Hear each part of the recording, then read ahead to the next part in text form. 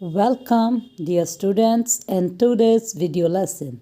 ਅੱਜ ਦਾ video lesson class 7 ਦੇ students ਲਈ ਹੈ ਤੇ ਅੱਜ ਦੇ ਇਸ ਲੈਸਨ ਦੇ ਵਿੱਚ ਅਸੀਂ ਬੇਟਾ ਸਿੱਖਾਂਗੇ ਲੈਟਰ ਰਾਈਟਿੰਗ ਜੋ ਕਿ ਤੁਹਾਡੀ ਲਰਨਿੰਗ ਟੂ ਰਾਈਟ ਦੇ ਅੰਡਰ ਐਕਟੀਵਿਟੀ ਨੰਬਰ 12 ਹੈ ਬੇਟਾ। Lesson number 10 activity number 12 lesson ਕਿਹੜਾ ਹੈਗਾ ਅ ਹੋਲ ਇਨ ਦਾ ਫੈਂਸ। ਠੀਕ, ਉਹਦੇ ਵਿੱਚੋਂ ਐਕਟੀਵਿਟੀ 12 ਦੇ ਵਿੱਚ ਸਾਨੂੰ ਇੱਕ ਲੈਟਰ ਲਿਖਣ ਲਈ ਕਿਹਾ ਗਿਆ। ਉਸ ਤੋਂ ਪਹਿਲਾਂ ਸਾਨੂੰ ਇੱਕ ਸਪੈਸੀਮਨ ਵੀ ਦਿੱਤਾ ਗਿਆ ਪਰਸਨਲ ਲੈਟਰ ਦਾ, ਜਿਹਦੇ ਵਿੱਚ ਅਸੀਂ ਉਹਦਾ ਫਾਰਮੈਟ ਸਮਝਾਂਗੇ। So let's start. ਓਕੇ, ਦੇਖੋ ਇਹ ਦਿੱਤਾ ਹੋਇਆ ਪਰਸਨਲ ਲੈਟਰ ਦਾ ਫਾਰਮੈਟ ਬੇਟਾ। ਜਿਹੜੀ ਇਹ ਲੈਟਰ ਆ ਪਰਸਨਲ ਲੈਟਰਸ ਹੁੰਦੇ ਆ ਜਾਂ ਇਹਨਾਂ ਨੂੰ ਇਨਫੋਰਮਲ ਲੈਟਰਸ ਵੀ ਕਹਿੰਦੇ ਆ। ਅਸੀਂ ਆਪਣੇ ਪੇਰੈਂਟਸ ਨੂੰ ਜਾਂ ਆਪਣੇ ਰਿਲੇਟਿਵਸ ਨੂੰ ਜਾਂ ਫਰੈਂਡਸ ਨੂੰ ਲਿਖਦੇ ਹਾਂ। ਠੀਕ, ਸੋ ਇਹਦਾ ਫਾਰਮੈਟ ਕੀ ਹੈ? ਸਾਰਿਆਂ ਨਾਲੋਂ ਪਹਿਲਾਂ ਅਸੀਂ ਆਪਣਾ ਐਡਰੈਸ ਲਿਖਦੇ ਹਾਂ ਉੱਤੇ। ਠੀਕ, ਉਹ ਤੁਸੀਂ ਐਡਰੈਸ ਅਗਰ ਤਾਂ ਸਟੇਟਮੈਂਟ ਦੇ ਵਿੱਚ ਦਿੱਤਾ ਹੋਇਆਗਾ ਫਿਰ ਤਾਂ ਉਹ ਵਾਲਾ ਲਿਖਣਾ, ਅਗਰ ਨਹੀਂ ਦਿੱਤਾ ਹੋਇਆ ਫਿਰ ਤੁਸੀਂ ਆਪਣੇ ਕੋਲੋਂ ਕੋਈ ਵੀ ਲਿਖ ਸਕਦੇ ਹੋ। ਜਿੱਦਾਂ ਇਹ ਲਿਖਿਆ ਹੋਇਆ 13 ਮਾਲ ਰੋਡ ਲੁਧਿਆਣਾ। ਠੀਕ, ਉਸ ਤੋਂ ਬਾਅਦ ਡੇਟ ਅਤੇ ਉਸ ਤੋਂ ਬਾਅਦ ਆਪਾਂ ਸੈਲੂਟੇਸ਼ਨਸ ਲਿਖਦੇ ਹਾਂ, ਮੀਨਸ ਆਪਾਂ ਸੰਬੋਧਨ ਕਰਦੇ ਹਾਂ।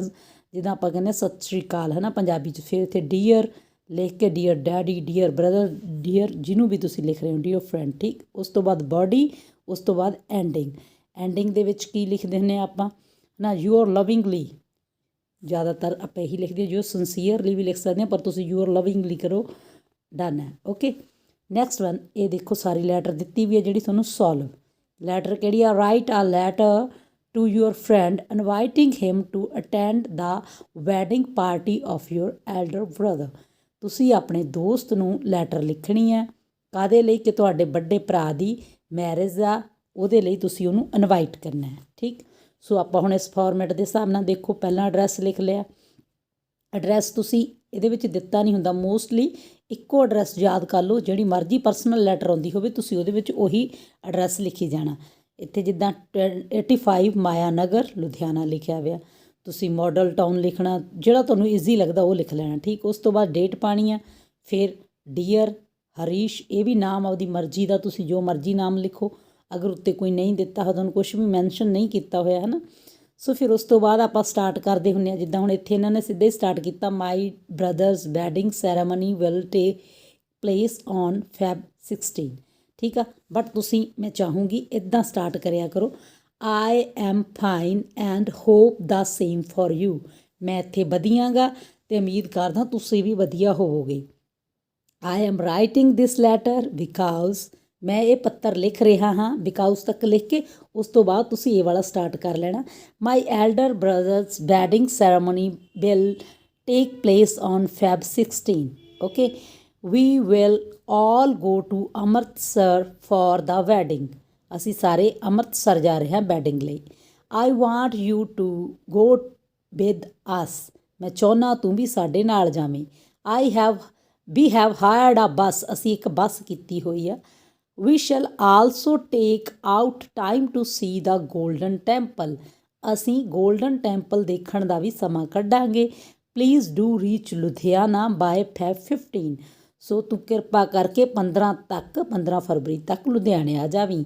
ਵੀ glad to see you here, ਸਾਨੂੰ ਤੁਹਾਨੂੰ ਉੱਥੇ ਦੇਖ ਕੇ ਬਹੁਤ ਖੁਸ਼ੀ ਹੋਵੇਗੀ। With love yours lovingly Sunil. ਅਗਰ ਉੱਥੇ ਸਟੇਟਮੈਂਟ ਦੇ ਵਿੱਚ ਕੋਈ ਨਾਮ ਦਿੱਤਾ ਹੋਇਆ, ਉੱਥੇ ਇਹ ਨਾਮ ਲਿਖਣਾ। ਹੁਣ ਜਿਹੜੇ ਬੱਚਿਆਂ ਨੂੰ ਇਹ ਵੀ ਟਫ ਲੱਗਦੀ ਆ, ਆਹ ਐਡਰੈਸ ਤਾਂ ਤੁਹਾਨੂੰ ਪਤਾ ਇੱਕੋ ਹੀ ਯਾਦ ਕਰ ਲੈਣਾ ਤੁਸੀਂ ਸਾਰਾ। ਉਸ ਤੋਂ ਬਾਅਦ I am fine and same same for you, ਉਹ ਵਾਲਾ ਆਪਾਂ ਜਿਹੜਾ ਮੈਂ ਤੁਹਾਨੂੰ ਲਾਈਨ ਦਿੱਤੀ ਆ ਉੱਧਰੋਂ ਦਾ ਨੈਕਸਟ ਲੈਟਰ ਕਰਾਂਗੇ, ਉੱਥੋਂ ਕਰਾਂਗੇ। ਹੁਣ ਜਿਹੜੇ ਬੱਚਿਆਂ ਨੂੰ ਇਹ ਔਖੀ ਲੱਗਦੀ ਹੈ ਉਹਨਾਂ ਨੇ ਪਹਿਲੀ ਲਾਈਨ ਕਰਨੀ ਹੈ, my elder brother's wedding ceremony will take place on Feb 16। ਠੀਕ ਆ, ਇੱਥੇ ਤੱਕ, ਇੱਥੋਂ ਤੋਂ ਲੈ ਕੇ ਉਸ ਤੋਂ ਬਾਅਦ ਠੀਕ, ਉਸ ਤੋਂ ਬਾਅਦ ਆਪਾਂ ਕਹਾਂਗੇ ਵੀ ਅਸੀਂ ਤੈਨੂੰ ਚਾਹੁੰਦੇ ਹਾਂ, I want you to go with us, ਅਸੀਂ ਚਾਹੁੰਦੇ ਹਾਂ ਤੂੰ ਵੀ ਸਾਡੇ ਨਾਲ ਜਾਵੇਂ। ਠੀਕ, we will be glad to see you here, ਅਸੀਂ ਤੈਨੂੰ ਉੱਥੇ ਦੇਖ ਕੇ ਖੁਸ਼ ਹੋਵਾਂਗੇ। ਬਸ ਜਿਹੜੇ ਬੱਚੇ ਥੋੜ੍ਹੇ ਮਡਿਓਕਰ ਨੇ ਹੈ ਨਾ ਸਟੱਡੀ ਦੇ ਵਿੱਚ, ਉਹ 3 ਲਾਈਨਾਂ ਇਹ ਵਾਲੀਆਂ ਯਾਦ ਕਰ ਲੈਣ, ਬਾਕੀ ਫਾਰਮੈਟ ਤੋਂ ਇਲਾਵਾ। My elder brother's wedding ceremony will take place on Feb 16। I want you to go with us, we will be glad to see you here, ਫਿਰ with love yours lovingly Sunil. ਠੀਕ ਹੈ, ਜਿਹੜੇ ਬੱਚੇ ਇੰਟੈਲੀਜੈਂਟ ਨੇ ਉਹ ਸਾਰਾ ਲੈਟਰ ਯਾਦ ਕਰਨਗੇ। ਠੀਕ, ਸੋ ਇਹ ਹੋ ਗਈ ਫਸਟ ਲੈਟਰ। ਹੁਣ ਸੈਕਿੰਡ ਲੈਟਰ ਜਿਹੜੀ ਆਪਾਂ ਨੂੰ ਸੋਲਵ ਕਰਨ ਨੂੰ ਦਿੱਤੀ ਗਈ ਆ, ਉਹਦੇ ਵਿੱਚ ਕੀ ਦਿੱਤਾ ਗਿਆ ਦੇਖੋ, imagine that you are Neeraj. ਦੇਖੋ ਹੁਣ ਇੱਥੇ ਸਾਨੂੰ ਨਾਮ ਦਿੱਤਾ ਹੋਇਆ, ਕੀ ਨਾਮ ਦਿੱਤਾ, ਨੀਰਜ। ਕਹਿੰਦੇ ਇਮੈਜਨ, ਤੁਸੀਂ ਕਲਪਨਾ ਕਰੋ ਤੁਸੀਂ ਨੀਰਜ ਹੋ। ਤੁਹਾਡਾ ਇਹ ਕਲਪਨਾ ਕਰਨ ਨੂੰ ਕਿਉਂ ਕਿਹਾ ਗਿਆ, ਕਿਉਂਕਿ ਤੁਹਾਡਾ ਨਾਮ ਕੁਝ ਹੋਰ ਹੈ, ਉੱਥੇ ਤੁਹਾਨੂੰ ਕੁਝ ਹੋਰ ਨਾਮ ਮੰਨਣ ਲਈ ਕਿਹਾ ਗਿਆ। ਮੰਨ ਲਓ ਤੁਸੀਂ ਨੀਰਜ ਹੋ।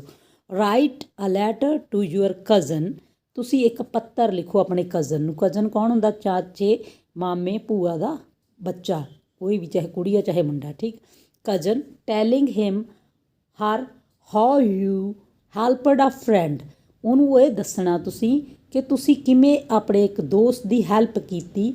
ਟੂ ਓਵਰਕਮ, ਓਵਰਕਮ ਹੁੰਦਾ ਕਿਸੇ ਚੀਜ਼ 'ਚੋਂ ਬਾਹਰ ਨਿਕਲਣਾ, ਹੈ ਨਾ। Overcome his bad habit of using bad language, ਕਿ ਤੁਹਾਡਾ ਜਿਹੜਾ ਦੋਸਤ ਆ ਉਹਨੂੰ ਬੈਡ ਲੈਂਗੁਏਜ ਮੀਨਸ ਜਿੱਦਾਂ ਗਾਲਾਂ ਕਹਿੰਦੇ ਨੇ ਆਪਾਂ ਪੰਜਾਬੀ 'ਚ, ਕੱਢਣ ਦੀ ਆਦਤ ਸੀ। ਤੁਸੀਂ ਉਹਨੂੰ ਉਸ ਜਿਹੜੀ ਆਦਤ ਤੋਂ ਬਾਹਰ ਕਿਵੇਂ ਕੱਢਿਆ, ਕਿਵੇਂ ਉਹਦੇ ਵਿੱਚ ਇੰਪਰੂਵ ਲੈ ਕੇ ਆਂਦਾ, ਹੈ ਨਾ।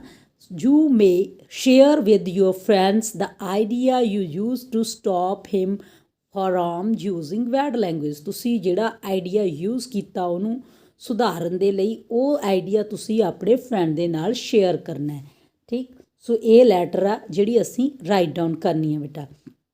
ਇੱਥੇ ਨਾਮ ਜਿਹੜਾ ਨੀਰਜ ਦਿੱਤਾ ਗਿਆ, ਉਹ ਜਿੱਥੇ ਐਂਡ 'ਤੇ ਆਪਾਂ ਲਿਖਦੇ ਹਾਂ ਯੂਅਰਸ ਲਵਿੰਗਲੀ, ਉੱਥੇ ਨੀਚੇ ਜਿਹੜਾ ਨਾਮ ਦੇਣਾ ਉਹ ਤੁਸੀਂ ਨੀਰਜ ਲਿਖਣਾ ਗਾ। ਬਾਕੀ ਜਿਹੜਾ ਫਸਟ ਨੇਮ ਆ ਉਹ ਤੁਸੀਂ ਜਿਹੜਾ ਮਰਜ਼ੀ ਲਿਖ ਸਕਦੇ ਹੋ ਆਪਣੇ ਫਰੈਂਡ ਦਾ। ਸੋ ਕਰਦੇ ਹਾਂ ਸਟਾਰਟ ਲੈਟਰ। ਜਿੱਦਾਂ ਮੈਂ ਤੁਹਾਨੂੰ ਪਹਿਲਾਂ ਦੱਸਿਆ, ਜਿਹੜਾ ਐਡਰੈਸ ਹੈ ਉਹ ਤੁਸੀਂ ਇੱਕ ਯਾਦ ਕਰ ਲਓ, ਜਿਹੜਾ ਮਰਜ਼ੀ, ਕੋਈ ਫਰਕ ਨਹੀਂ। ਸੋ ਫਸਟ ਆਫ ਆਲ ਅਸੀਂ ਲਿਖਦੇ ਹੁੰਦੇ ਹਾਂ ਜਿਵੇਂ ਮਕਾਨ ਨੰਬਰ, ਹੈ ਨਾ। ਸੋ 101 ਲਿਖ ਲਓ, 85 ਲਿਖਿਆ ਸੀ ਉਹ ਲਿਖ ਲਓ, 31 ਲਿਖ ਲਓ, ਕੋਈ ਮੈਟਰ ਨਹੀਂ ਕਰਦਾ, ਜਿਹੜਾ ਮਰਜ਼ੀ ਲਿਖ ਲਓ।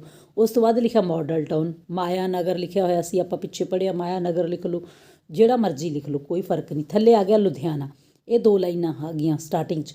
ਫਿਰ ਇੱਕ ਲਾਈਨ ਛੱਡ ਕੇ ਬੇਟਾ ਫਿਰ ਤਰੀਕ ਪਾਉਣੀ ਆ ਤੁਸੀਂ। ਠੀਕ, ਪਹਿਲਾਂ ਇਹ 2 ਲਾਈਨਾਂ ਲਿਖਣੀਆਂ, ਫਿਰ ਇੱਥੇ ਇੱਕ ਲਾਈਨ ਸਕਿਪ ਕਰਨੀ ਹੈ, ਮੈਂ ਤਾਂ ਹੀ ਸਪੇਸ ਦਿੱਤੀ ਹੈ। ਫਿਰ ਤੁਸੀਂ ਤਰੀਕ ਪਾਉਣੀ ਆ। ਤਰੀਕ ਇੱਦਾਂ ਪਾਉਣੀ ਆ, ਪਹਿਲਾਂ ਮਹੀਨਾ ਫੈਬ ਜਾਂ ਪੂਰਾ ਫਰਵਰੀ ਲਿਖ ਲਓ 13, ਫਿਰ ਇਹ ਵੀ ਡੇਟ, ਜਿਹੜੀ ਡੇਟ ਤੁਹਾਡਾ ਪੇਪਰ ਆ ਤੁਸੀਂ ਉਹ ਡੇਟ ਲਿਖ ਸਕਦੇ ਹੋ। ਫਿਰ ਕੌਮਾ ਲਗਾ ਕੇ ਫਿਰ ਸਨ ਲਿਖਣਾ। ਠੀਕ, ਉਸ ਤੋਂ ਬਾਅਦ ਇੱਕ ਲਾਈਨ ਫਿਰ ਸਕਿਪ ਕਰਨੀ ਹੈ ਬੇਟਾ। ਫਿਰ ਲਿਖਾਂਗੇ ਡੀਅਰ ਅਮਨ, ਮੈਂ ਇੱਥੇ ਲਿਖਤਾ, ਤੁਸੀਂ ਆਪਦੇ ਕਿਸੇ ਵੀ ਫਰੈਂਡ ਦਾ ਨਾਮ ਲਿਖ ਸਕਦੇ ਹੋ। ਓਕੇ, ਹੁਣ ਉਸ ਤੋਂ ਬਾਅਦ ਜਿਵੇਂ ਆਪਾਂ ਇਨਫੋਰਮਲ ਲੈਟਰ ਸਟਾਰਟ ਕਰਦੇ ਹੁੰਦੇ ਜਾਂ ਪਰਸਨਲ ਲੈਟਰ ਵੀ ਕਹਿੰਦੇ ਇਹਨਾਂ ਨੂੰ। I am fine and hop the same for you, ਮੈਂ ਬਹੁਤ ਵਧੀਆ ਅਤੇ ਉਮੀਦ ਕਰਦਾ ਤੁਸੀਂ ਵੀ ਵਧੀਆ ਹੋਵੋਗੇ। ਇਹ ਲਾਈਨ ਤੁਸੀਂ ਜਿਹੜੀ ਜਿੰਨੇ ਵੀ ਪਰਸਨਲ ਲੈਟਰ ਨੇ ਉਹਦੇ 'ਚ ਲਿਖਣੀ ਹੈ ਸਟਾਰਟਿੰਗ ਵਾਲੀ। ਆਈ ਐਮ ਰਾਈਟਿੰਗ ਦਿਸ ਲੈਟਰ, ਮੈਂ ਇਹ ਲੈਟਰ ਲਿਖ ਰਿਹਾ ਗਾ। ਠੀਕ, ਇਹ ਵੀ ਲਾਈਨ ਇੱਥੇ ਤੱਕ ਲਿਖਣੀ ਆ।